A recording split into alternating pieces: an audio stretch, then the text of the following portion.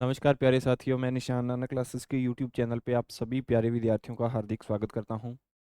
जैसा कि आप सभी को पता है, यूट्यूब चैनल के ऊपर हम भारत का भूगोल है उसको कवर कर रहे थे, जिसको हमने दो भागों के अंदर बांटने की कोशिश की थी। जिसके अंदर मैंने आपको करवाया था राजनीतिक भूगोल और दूसरा था भौतिक भूगोल। राजनीतिक भूगोल को अच्छे से कवर कर लिया था। भौतिक भूगोल को हमने पांच भागों के अंदर बांटा था: हिमालय, उत्तर भारत के मैदान, प्रायद्वीपीय भारत, तटीय मैदान और द्वीप समूह। जिसके अंदर चार टॉपिक हमारे कवर हो चुके थे। सबसे बड़ा जो टॉपिक था वो था प्रायद्वीपीय भारत का।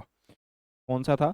वो टॉपिक था सर प्रायद्वीपीय भारत का। वो टॉपिक बच गया था, उस टॉपिक को हम कवर कर रहे थे। प्रायद्वीपीय भारत का जो टॉपिक था, ये टॉपिक भौतिक भूगोल के अंदर सबसे बड़ा टॉपिक है, मैंने आपको बताया था।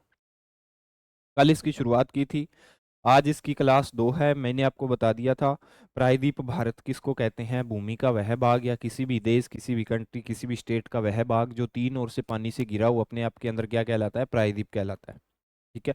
भारत के अंदर दो प्रकार के प्रायद्वीप हैं। एक तो दक्षिणतम प्रायद्वीप जिसको मेन बोलते हैं, जिसकी लंबाई 1600 किलोमीटर है, चौड़ाई 1400 किलोमीटर है, भारत के लगभग 50% भूभाग पर फैला हुआ है। ये बात कर ली थी। दूसरा काठियावाड़ का प्रायद्वीप है। काठियावाड़ की प्रायद्वीप की बात करें तो गुजरात के अंदर पाया जाता है। काठियावाड़ का प्रायद्वीप खंबात की खाड़ी, कच्छ की खाड़ी और एक तरफ अरब सागर, तीनों ओर से घिरा हुआ है। और जो मेन है वो एक तरफ अरब सागर, हिंद महासागर और बंगाल की खाड़ी, तीन ओर से वो घिरा हुआ है। ठीक है। यहाँ तक कोई दिक्कत नहीं होनी चाहिए। अभी देख लेना, इनकी ढाल के बारे में बता दिया था कैसे इनकी ढाल है। यानी भारत है तो भारत किस प्रकार से है, भारत का जो झुकाव है वो बंगाल की खाड़ी की तरफ ज्यादा है। इसलिए आप देख लेना, हिमालय से जो भी नदी आएगी या इस साइड से पश्चिम से जो भी नदी आएगी वो किस साइड जाती है? बंगाल की खाड़ी के अंदर ही जाके गिरती है। तो इससे हमें ये पता चलता है भी भारत का जो भूभाग का जो झुकाव है या ढलान है भारत की, वो किस साइड है? पूर्वी दिशा की ओर ज्यादा है। ठीक है। प्रायद्वीपीय भारत कर रहे थे। प्रायद्वीपीय भारत के अंदर मैंने आपको बता दिया था भूमि का वह भाग जो तीन ओर से पानी से घिरा हो उसको प्रायद्वीपीय कहते हैं। ठीक है। भारत के अंदर दो प्रकार के प्रायद्वीप पाए जाते हैं, जिसके अंदर हम क्या कर रहे थे? प्रायद्वीप के पठार कवर कर रहे थे। प्रायद्वीप के पठार भी होते हैं, नदियां भी होती हैं, चोटियां भी होती हैं, मानसून सब कुछ होता है। वो सारे धीरे धीरे करके कवर करेंगे। मैंने आपको प्रायद्वीपीय भारत के पठारों की बात करें तो दो पठार करवा दिए थे। कौन कौन से करवाए थे? एक तो था मालवा का पठार। कौन सा था? मालवा, मालवा का पठार। और दूसरा कौन सा करवाया था? दूसरा करवाया था बुंदेलखंड। किसका करवाया था साथियों? बुंदेलखंड। बुंदेलखंड का पठार। एक तो बुंदेलखंड है और एक बघेलखंड है। दोनों के अंदर अंतर है। बुंदेलखंड और बघेलखंड के अंदर आपको अंतर पता होना चाहिए, दोनों के अंदर क्या अंतर है। ठीक है। आपको अंतर पता होना चाहिए दोनों के अंदर क्या अंतर है। ठीक है साथियों। आज हम किसको करेंगे? आज हम करेंगे साथियों बघेलखंड के पठार को। ठीक है।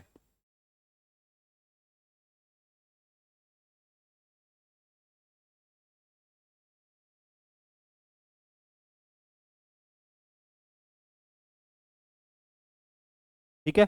बघेलखंड के पठार को करेंगे। बड़े दो इससे पहले कवर कर लिए थे। मालवा का पठार, मालवा का पठार मध्य प्रदेश के 28% भूभाग पर फैला हुआ है। बुंदेलखंड का पठार भी मध्य प्रदेश और उत्तर प्रदेश के अंदर फैला हुआ है। मालवा का पठार राजस्थान, मध्य प्रदेश, उत्तर प्रदेश और गुजरात के अंदर भी इसका कुछ भूभाग आता है। तो ये सारी की सारी बातें हमने कल की क्लास के अंदर कवर कर ली थी। आज का जो हमारा टॉपिक रहेगा वो रहेगा बघेलखंड का पठार। इसके बारे में चार पठार हो रहे हैं, उनको भी पढ़ेंगे। ठीक है। पठार, पठार पढ़ने से पहले मैंने आपको बता दिया था पठार कहते किसको है। मैंने आपको बताया था भूमि का वह भाग जो जमीन से कितना ऊपर उठा हुआ हो? 600 मीटर ऊपर उठा हुआ हो। कितना? 600 मीटर ऊपर उठा हुआ हो। और ऊपर से कैसे हो? ऊपर से समतल हो। अपने आप के अंदर क्या कहलाता है? अपने आप के अंदर क्या कहलाता है साथियों? पठार कहलाता है। ये पठार भारत के दक्षिणतम हिस्से के अंदर बहुत पाए जाते हैं। कहाँ पे पाए जाते हैं? दक्षिणतम हिस्से के अंदर ये पठार बहुत पाए जाते हैं। ठीक है। भारत के भूभाग की बात करें तो मेनली जो एग्जाम के अंदर पूछे जाते हैं, लगभग लगभग 10 पठार हैं। कितने हैं? लगभग 10 पठार हैं, जिसके अंदर दो कवर करवा दिए थे, चार में हम आज पढ़ लेंगे। और इसके बाद में कल की क्लास के अंदर जो रह गया उसको कवर करने की कोशिश करेंगे। ठीक है। पठार की परिभाषा आपको पता होनी चाहिए: भूमि का वह भाग जो जमीन से 600 मीटर ऊपर उठा हुआ और ऊपर से क्या हो? समतल हो। अपने आप के अंदर क्या कहलाता साथियों? अपने आप के अंदर पठार कहलाता। और पर्वत की क्या परिभाषा थी? भूमि का वह भाग जो जमीन से ऊपर उठा हुआ और 900 मीटर ऊंचा हो। क्या कहलाएगा? 900 मीटर ऊंचा हो तो वह अपने आप के अंदर क्या कहलाएगा? पर्वत कहलाएगा। तो आज बघेलखंड के पठार की चर्चा करते हैं। यह प्राकृतिक प्रदेश छत्तीसगढ़ के उत्तरी भाग में फैला हुआ है। कहाँ पे फैला हुआ है? छत्तीसगढ़ राज्य है ना भारत का, छत्तीसगढ़ राज्य आगे मैप के अंदर मैं आपको बताऊंगा। छत्तीसगढ़ के उत्तरी भाग पर फैला हुआ है। कहाँ पे फैला हुआ है ये? छत्तीसगढ़ के उत्तरी भाग पे फैला हुआ है, ठीक है। जिसका क्षेत्रफल 22,000 लगभग है, 22,000 वर्ग किलोमीटर, यहाँ पे लिखना था 22,000 कितना है वर्ग किलोमीटर, 22,000 वर्ग किलोमीटर है, ठीक है। 22,000 वर्ग किलोमीटर है, जो छत्तीसगढ़ राज्य के लगभग 16% भूभाग पर फैला हुआ है। कितने प्रतिशत? 16%। एग्जाम की दृष्टि से ये आंकड़े महत्वपूर्ण रहते हैं, हमेशा ही एग्जामिनर ऐसे आंकड़ों को पूछता है, कौन सा पठार किस राज्य के अंदर है, कितने प्रतिशत भूभाग पर फैला हुआ है, तो ये सारी की सारी बातें इंपॉर्टेंट है, ठीक है। यह पठार छत्तीसगढ़ के 5 जिलों में फैला हुआ है। कितने जिलों में फैला हुआ है? पहली बात तो इसमें निकल के आती है, कहाँ पे फैला हुआ है सर? छत्तीसगढ़ में। कहाँ पे फैला हुआ है? छत्तीसगढ़ में। कहाँ पे? छत्तीसगढ़ में, ठीक है। इसका क्षेत्रफल कितना है? तो 22,000 वर्ग किलोमीटर इसका क्षेत्रफल है। छत्तीसगढ़ के कितने प्रतिशत भूभाग पर फैला हुआ है? 16%। छत्तीसगढ़ के कितने जिलों को कवर करता है? तो 5 जिलों के अंदर ये पठार फैला हुआ है। ये सारे के सारे आंकड़े आपके लिए इंपॉर्टेंट है, ठीक है, इसको ध्यान में रख लेना। अभी ये देख लेना, हमें ये पता है अभी ये छत्तीसगढ़ है, ठीक है। कौन सा है ये छत्तीसगढ़ है, तो इसके जो भूभाग पर फैला हुआ है, ये देख लेना, छत्तीसगढ़ के उत्तरी भूभाग पर फैला हुआ है, ये कौन सा हो जाएगा? ये हो जाएगा बघेलखंड का पठार। बघेलखंड। बुंदेलखंड और बघेलखंड के अंदर अंतर है, मैं आपको बार बार बोल रहा हूँ। ये कौन सा पठार हो जाएगा? बघेलखंड का पठार हो जाएगा। ये प्रायद्वीपीय भारत है, ठीक है। बंगाल की खाड़ी, हिंद महासागर, अरब सागर, यहाँ पे खंबात की खाड़ी, अरब सागर और कच्छ की खाड़ी, ठीक है। ये भी एक प्रायद्वीपीय भारत का एक हिस्सा, और ये तो है ही है मेन, ठीक है। इसका ऐसे इतनी चौड़ाई कितनी है इसकी? 1400 किलोमीटर, और ऐसे लंबाई कितनी है? 1600 किलोमीटर, ठीक है। ये सारी की सारी बातें मैंने आपको कल की क्लास के अंदर करवा दी थी, तो आपको ये बातें पता होनी चाहिए, ठीक है। अभी बघेलखंड के पठार के अंदर से निकलने वाली जो नदियां हैं, इस क्षेत्र से निकलने वाली प्रमुख नदियां रिहंद, बनास है। रिहंद और बनास नदी है। देखो, जब नदियों की बारी आएगी ना, तो नदियों को एक क्लास के अंदर कम से कम 2 नदियां ही करवाऊंगा, अच्छे से करवाऊंगा। कहाँ से निकलती है, किस पठार से निकलती है, कहाँ पे जाके गिरती है, किन किन राज्यों के अंदर कितना कितना क्षेत्रफल है एक नदी का, वो सारी की सारी बातें करवाऊंगा, लेकिन जब नदियां करेंगे तब। जो उत्तर की ओर बहते हुए, देखो उत्तर की ओर ही बहेगी ना, क्योंकि ये उत्तर के अंदर है, इसकी ढलान भी उत्तर की तरफ ही है। छत्तीसगढ़ के उत्तरी भाग के अंदर पाया जाता है, इसकी ढलान भी उत्तर की तरफ है। ये नदियां अगर यहाँ से निकलती है तो उत्तर की तरफ बहती है। यहाँ से फिर एक सोन नदी आती है। कौन सी नदी? सोन नदी। ये सोन नदी की सहायक नदियां बन जाती है, सोन नदी के अंदर जाके मिल जाती है, और सोन नदी आगे जाके किस में मिलती है? सोन नदी आगे जाके गंगा के अंदर मिल जाती है। किसके अंदर मिल जाती है? गंगा नदी के अंदर मिल जाती है सोन नदी। किसके अंदर मिल जाएगी आगे जाके? गंगा नदी के अंदर मिल जाएगी। कौन सी नदी? सोन नदी गंगा नदी के अंदर मिल जाएगी। यह क्षेत्र सोन गंगा नदी अपवाद तंत्र में शामिल होता है। जो बघेलखंड का पठार है, कौन सा बघेलखंड का पठार है, वो किसके अंदर शामिल होता है? सोन गंगा नदी के अंदर शामिल होता है। किसके अंदर? सोन गंगा नदी तंत्र। कौन सा? सोन गंगा नदी तंत्र के अंदर शामिल होता है। कौन सा? बघेलखंड का पठार, ठीक है। कहाँ से निकलता है? कौन कौन सी नदियां? रिहंद और बनास इसकी प्रमुख नदियां हैं, ठीक है। उत्तर की ओर बहते हुए सोन नदी में मिल जाती है ये दोनों की दोनों नदियां। सोन नदी आगे जाके कहाँ में मिल जाती है? गंगा में मिल जाती है। और गंगा नदी, ये जो पूरा का पूरा बघेलखंड का क्षेत्र है, ये किसका किस अपवाद तंत्र के अंतर्गत आ जाता है? सोन गंगा नदी अपवाद तंत्र। कौन सी नदी? सोन गंगा नदी अपवाद तंत्र के अंतर्गत ये सारा का सारा क्षेत्र आ जाता है साथियों, ठीक है। इस प्राकृतिक प्रदेश में उष्ण कटिबंधीय आर्द्र वनस्पति पाई जाती है। बस, इस प्राकृतिक प्रदेश के अंदर कौन सी वनस्पति पाई जाती है? उष्ण कटिबंधीय आर्द्र वनस्पति। जब वनस्पतियों की बात करेंगे, वनस्पति अलग टॉपिक है, आपको पता है भारत के भूगोल का, वो मैं जब आपको करवाऊंगा तो सारी की सारी चीजें उसके अंदर मैं आपको बताऊंगा, ठीक है।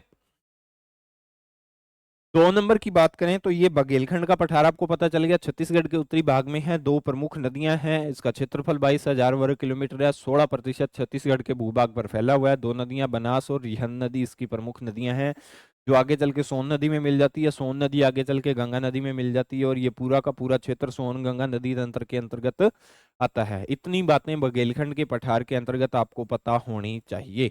किस राज्य के अंतर्गत है, कितना राज्य का क्षेत्रफल कवर करता है, इतना आपको पता होना चाहिए। इससे ज्यादा आपको पढ़ने की आवश्यकता नहीं है, ठीक है। आगे का जो हमारा आज का 2 नंबर का पठार रहेगा वो कौन सा रहेगा साथियों? वो रहेगा मेघालय का। या श्रीलंका पठार? कौन सा? मेघालय या श्रीलंका पठार? देखो, मेघालय का पठार या श्रीलंका पठार। जब मैंने आपको क्या करवाया था, जब मैंने आपको हिमालय के बारे में करवाया था, किसके बारे में? हिमालय के बारे में मैंने आपको करवाया था। तो हिमालय के अंदर मैंने आपको बताया था, जो हमारी हिमालय की रेंज है, कौन सी? पूर्वांचल रेंज। कौन सी? पूर्वांचल रेंज है हिमालय की, वो आंध्र प्रदेश, नागालैंड, मणिपुर, मेघालय, मिजोरम, इन सारे के सारे स्टेट्स के अंदर फैली हुई है ना। बस अब उसके बारे में ही पढ़ेंगे।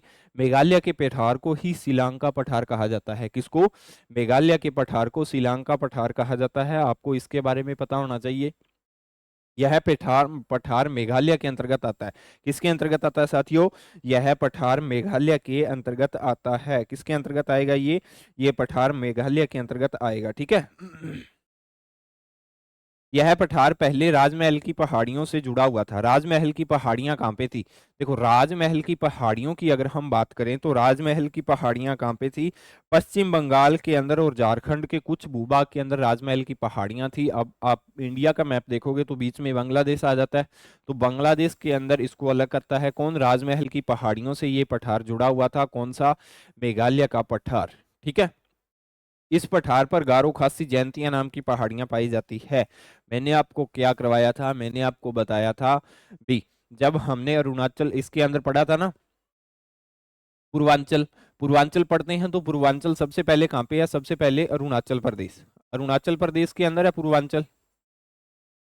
अरुणाचल प्रदेश के अंदर है। ठीक है। अरुणाचल प्रदेश के अंदर कौन सा आ जाएगा? नागालैंड। कौन सा आ जाएगा साथियों? नागालैंड। नागालैंड के बाद में कौन सा आ जाएगा? मिजोरम।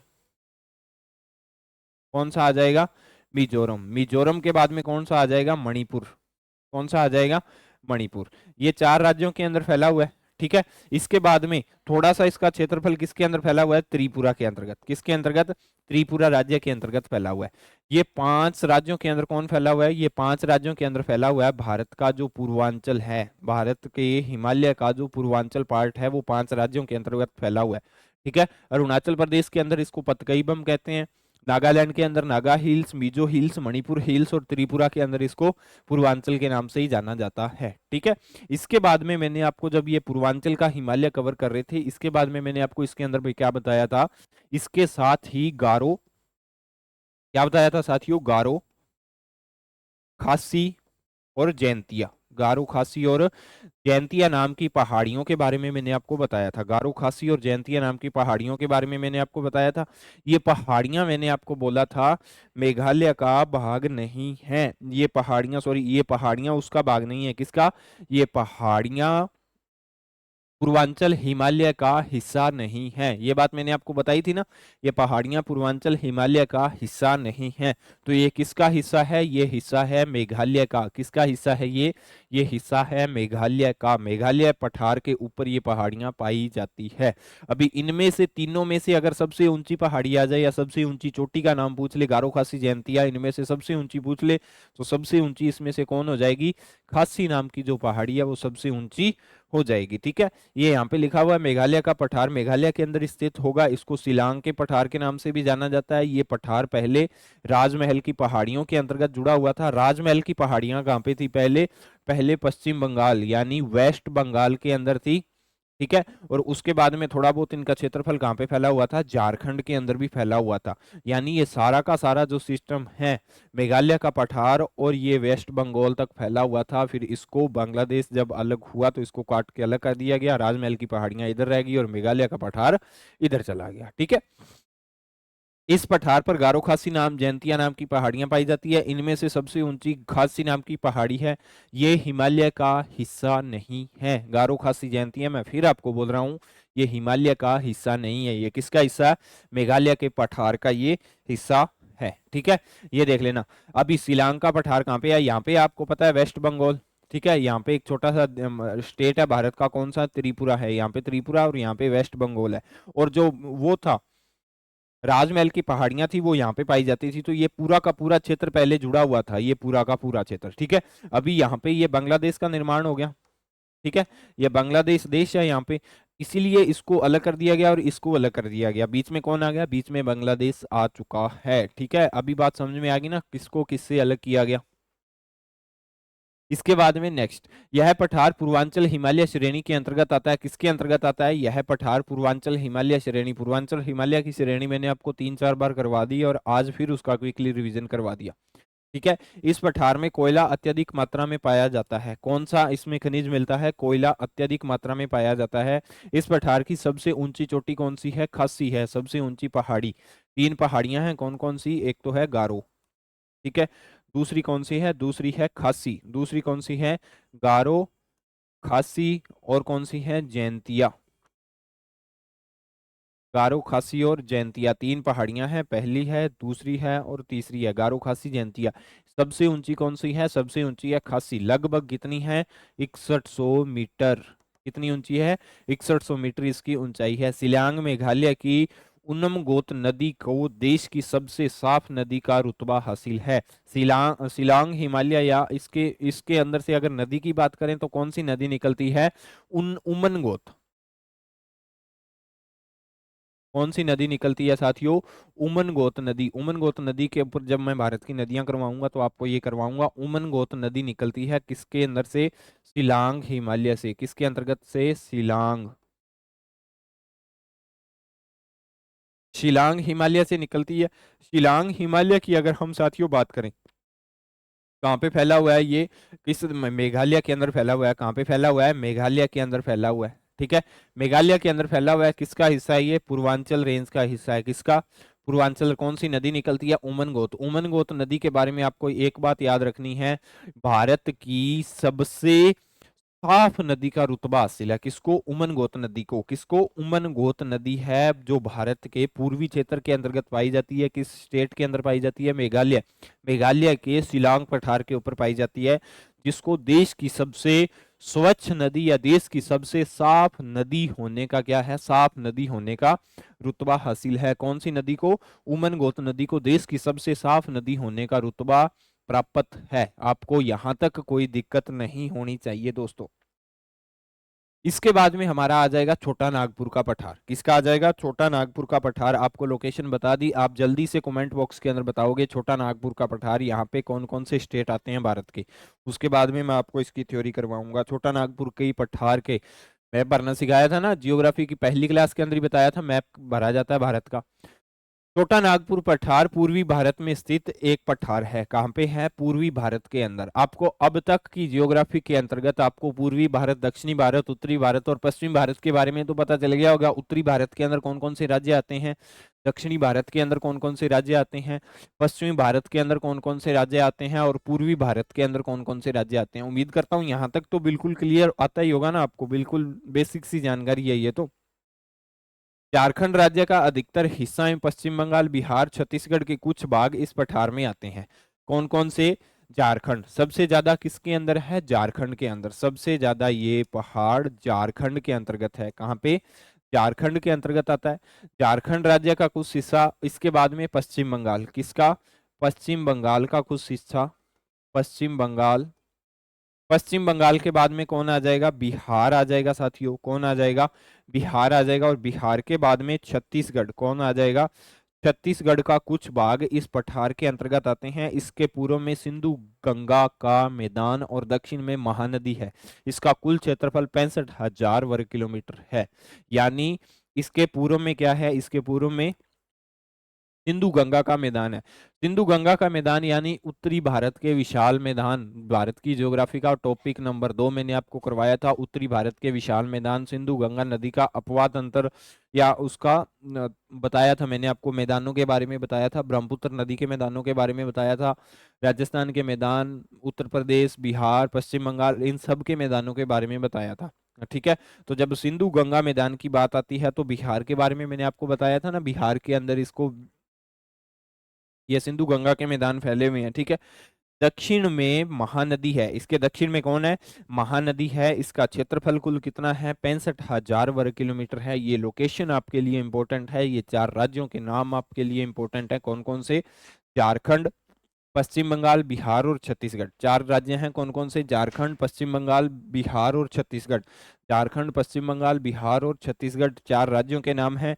इसके पूर्व में कौन सी नदी के अपवाद अंतर है? सिंधु गंगा नदी के मैदान है और इसका क्षेत्रफल है जो 65,000 वर्ग किलोमीटर है। इसके दक्षिण से गंगा महानदी निकलती है। कौन सी नदी निकलती है साथियों दक्षिण से? इसके दक्षिण से महानदी निकलती है। ठीक है, यहां तक किसी को कोई दिक्कत नहीं होनी चाहिए। छोटा नागपुर के पठार के अंदर, अभी छोटा नागपुर का पठार ये देख लेना यहाँ पे फैला हुआ है। ये कौन सा राज्य है? ये है छत्तीसगढ़। कौन सा है? छत्तीसगढ़। ये कौन सा है? ये है झारखंड। कौन सा है साथियों? झारखंड। ठीक है, छत्तीसगढ़ है, झारखंड है। इसके बाद में एक और आ जाएगा। कौन सा आ जाएगा? पश्चिम बंगाल आ जाएगा। कौन सा आ जाएगा? ये वाला राज्य कौन सा आ जाएगा? ये वाला राज्य आ जाएगा पश्चिम बंगाल। कौन सा आ जाएगा? पश्चिम बंगाल आ जाएगा। कौन सा राज्य आ जाएगा? ये आ जाएगा पश्चिम बंगाल राज्य आ जाएगा। ठीक है,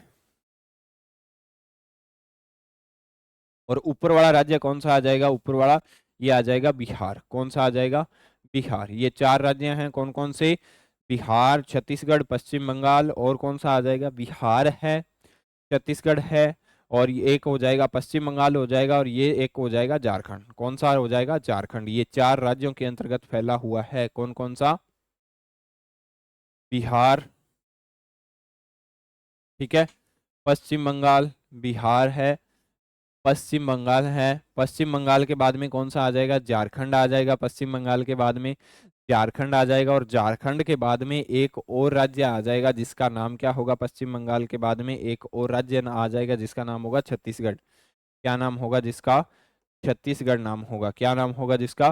छत्तीसगढ़ नाम होगा। 4 राज्यों के अंदर फैला हुआ है। कौन सा? ये पठार मैं आपको लोकेशन दिखा रहा हूँ। ये इस पठार का नाम क्या है? छोटा नागपुर का पठार। छोटा नागपुर का पठार, छोटा नागपुर का पठार। ठीक है, इसके पूर्व के अंदर कौन निकलता है? पूर्व के अंदर गंगा और सिंधु।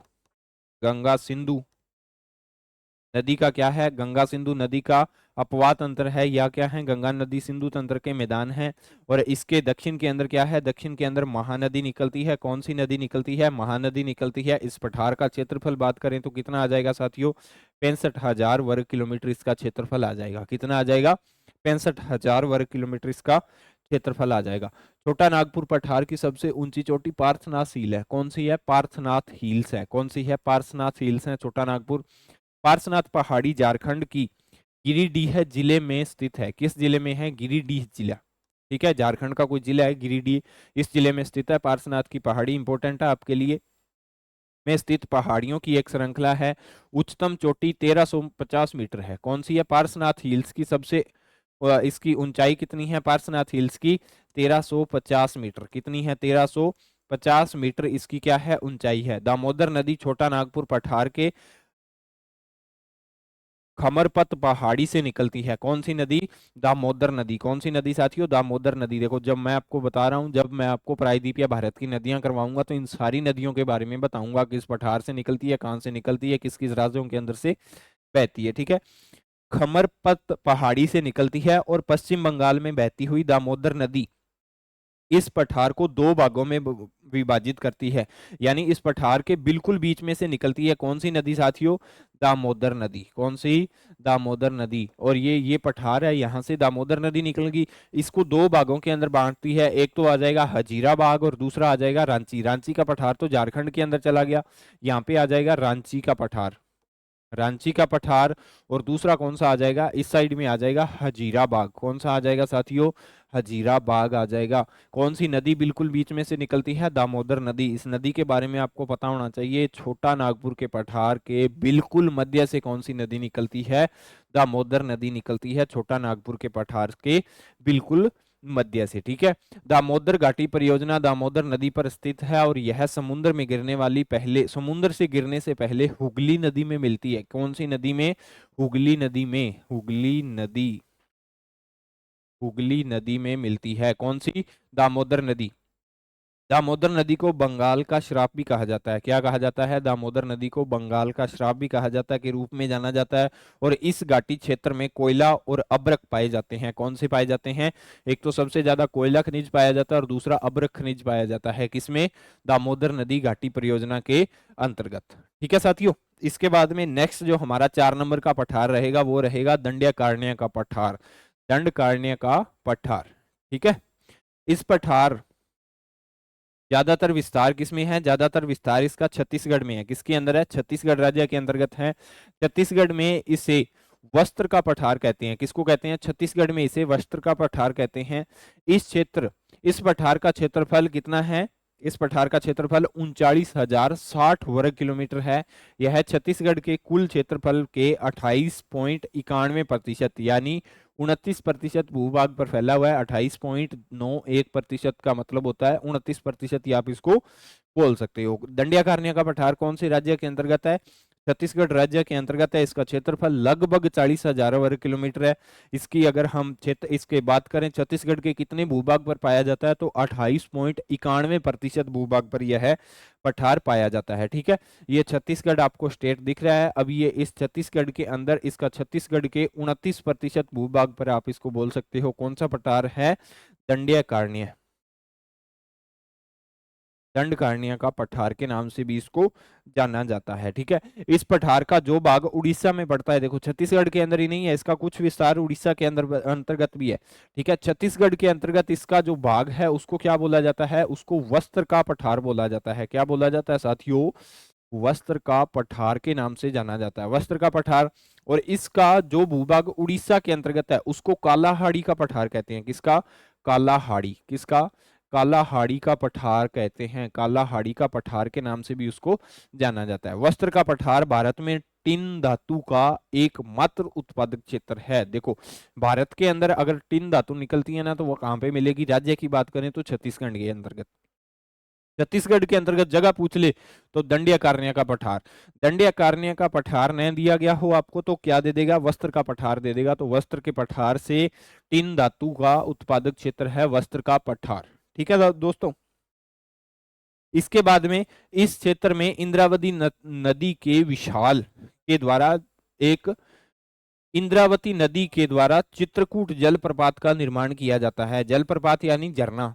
भारत के झरनों के बारे में 2 क्लास दूंगा मैं आपको, उसके अंतर्गत चित्रकूट जलप्रपात का निर्माण किया जाता है। कौन सी नदी के द्वारा? इंद्रावती नदी। यानी इस पठार से कौन सी नदी निकलती है? इंद्रावती नदी इस पठार से निकलती है। कौन सी? इंद्रावती नदी। इंद्रावती नदी किस प्रपात का किस जलप्रपात का निर्माण करती है? चित्रकूट जलप्रपात का निर्माण करती है। इस जलप्रपात को भारत का नियाग्रा कहा जाता है। क्या कहा जाता है? भारत का नियाग्रा कहा जाता है। किसको? चित्रकूट जलप्रपात को। और चित्रकूट जलप्रपात का निर्माण कौन सी नदी करती है? इंद्रावती नदी चित्रकूट जलप्रपात का निर्माण करती है। ठीक है साथियों, आज हमने 4 पठारों के बारे में पढ़ा था। कौन कौन से थे? एक तो था बघेलखंड का पठार। कौन सा था साथियों? बघेलखंड।